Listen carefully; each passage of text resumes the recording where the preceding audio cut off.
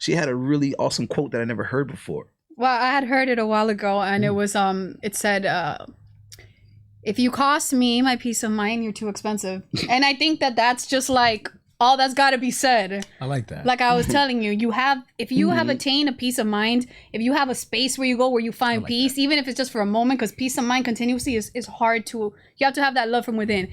But if you know what a peace of mind is, and a piece of ass comes in like to tear it up, not in the right way, and you're just like, like you're too expensive. That resonated with me because I deal with so many guys on the console that career-wise, they're doing good.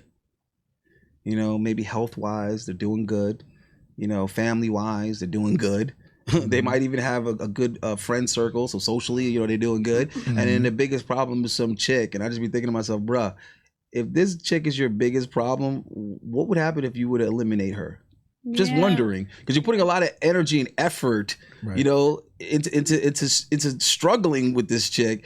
And it's just like she said, like if she's costing you, right? She's costing you a peace of mind, bro. I think maybe it's not worth it. Possibly, you understand what I'm trying to say? Yeah, you could be excelling in other areas of your life, and it's because either you're comfortable or that's the person you have some history with. People are afraid of change. I'm not talking about baby mamas. I'm not talking about ex-wives or anything like that. I'm talking about girls you theoretically could just cut off right now. You could block her number right now, but you guys be still going through it with these broads. Like a lot of stress with women and disagreements and all of that, a lot of that, the solution is actually to just ignore them. Just cut them off and stop giving them the energy, and they will literally course correct themselves, and eventually they will hit you up and act like nothing even happened. But you going back and forth with them, you keep giving oxygen to the issue. But if you just ignore it and just ghost her, when she reaches out to you, for example, if she reaches out to you in a couple of days or whatever, right? And she's still reaching out to you with that energy, like still being contentious about that issue you're not agreeing on, continue to ignore her until she reaches out to you like, hey, what's up, big head? Hey, what's up, stranger? Hey, how are you? Until she changes the subject, just ignore her. And then when she changes the subject and you give her attention, she will know not to go back to that subject because you ignore her when she's there. No, I'll hit you with another quote. It says, do not speak unless you improve on silence. Silence is beautiful. And silence has much to say. You have to know how to use it. Yeah, you have to know how to use the silence. So if you're going to talk. Yeah, and that goes in what I was saying before about your mouthpiece is what gets you in trouble a lot of times. Women, they just start saying things, especially when they get angry or mad. I think a lot of women have tempers. I think that there's like this temper tantrum thing that women have too, where once they get mad, it's like they'll just say anything. And you got to be able to control that. With men, we're very much about our respect, your words, what you said. And if you're saying some fucked up shit to your man or something just so, you know, because you were mad in the moment, we're not necessarily going to forget that you said that. Be the woman who values a man's the things he's done for you in the past, present, and future. I think so many women are living only in the present. Right now, I'm mad at you. Right now, I'm going to be an asshole. And then I'm going to bring up that bitch that you cheated on me in the past against you to use against you presently. Everything is present with women. So when you get mad at him, well, damn, we did go on our anniversary date last month. I think he might be cheating on me, or I think saw some bitch in his phone. But you know what? I'm going to drop it, right? Being able to drop things, not be so inquisitive. I call a lot of women, like, I don't know if you ever heard of the private eye Dick Tracy. No. Okay, yeah, Dick Tracy. It's my joke is you're Dick Tracy. You're tracing his Sherlock dick. Holmes. Yeah. Well, Dick Tracy is a play on like you're just trying to figure out what he's doing with his penis all the time. Yeah. But I'm not even just cheating. I'm just saying in general.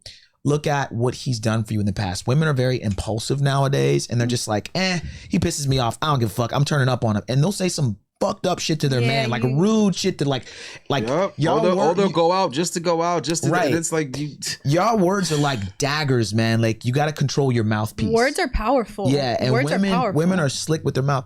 Think about what he's done for you in the past, present, and where you think you guys will be in the future before you start firing off at the mouth. I think that would be one of the biggest things I could tell women to do, and that will help to keep your relationship healthy, because you'll let stuff go, or you'll at least like think about how you approach it. Women don't understand how we deal with time and view time and and money and everything and occurrence. Right. Like for example, a lot of women, they will say and do whatever, right? The guy will ignore it, as far as she's concerned.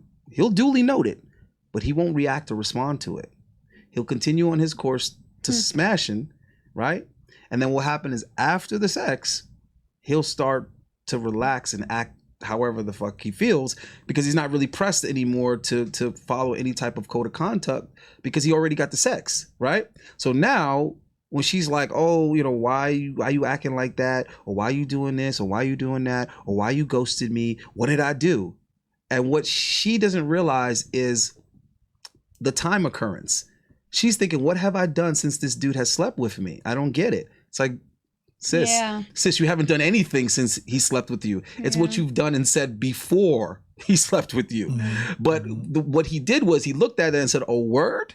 Okay, we won't be moving any further than the bedroom. That's what happened. And that confuses a lot of women, because they're stuck on the time frame of after we had sex up until how he's acting now, not realizing that men do not get turned off from sex that easily. The deal breaker for sex for men is, what is the deal breaker? There's so much that a chick can do where he'll still be like, I still fuck her though. She can get it. That's what I'm saying. And women don't. So women don't, and that does women a disjustice, because what happens now is the power of the pussy is also their weakness. The same thing that gets them all these favors and gets them all of this is the same thing that denies them honesty and clarity. Because guys are like, I am not going to tell her how stupid she sounds right now. I am not going to correct her and tell her how wrong she is. I'm not going to tell her how unattractive she's being. I'm not going to tell her how much of a turnoff she's being. I'm not going to tell her that she's ruining any possibility of commitment. I'm not going to tell her that there was so much bigger and nicer and more romantic and more special and expensive things that I was willing to do for her. Until she did or said that. I'm not going to say any of those things. Here's one. I'm not going to tell her her sex was bad. Exactly. I'm going to just continue to have bad sex, or like, I don't even like the way her freaking vagina feels. And I'm going to move her down in options. Yeah. Now you're going to be the chick I call fourth. Right. You know what I'm saying? So that's what happens with women, is that they go through such a large portion of their dating life, if not all of it, never knowing the truth. If you ask the average chick, hey, why did your guy choose you? Like, why does your boyfriend choose to be with you? They wouldn't even know. They're like, I never thought. They don't even know why he chose her over whatever else he could have done. They have no idea, bro. They don't know what they're doing wrong, and a lot of times they don't even know what they're doing right.